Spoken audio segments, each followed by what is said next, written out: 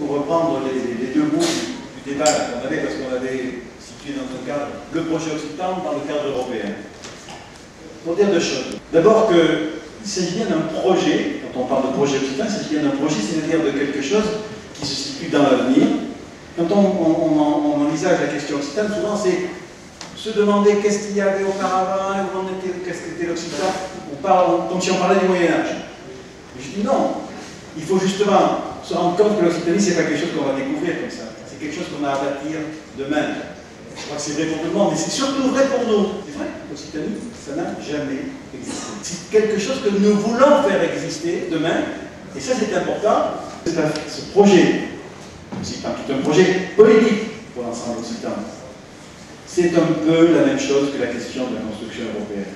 L'Europe, c'est une réalité qui a des aspects diffus, plus ou moins forts sur certains aspects de civilisation, de culture commune, tout ça. C'est une histoire commune, avec des conflits, tout un tas de problèmes. Donc l'Europe, c'est pas ça.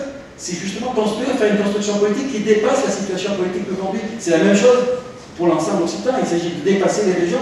Est-ce que les régions occitanes voudront construire quelque chose entre elles ou pas? Est-ce que les États d'Europe voudront, en se dépassant, construire une Europe plus forte, plus solidaire, plus capable de porter les problèmes d'aujourd'hui? C'est exactement la même problématique que celle que nous envisageons, que nous devons porter pour la communauté occitane. On n'a rien à perdre, on a tout à gagner, puisque l'Occitanie n'a jamais existé. Il s'agit de la faire exister.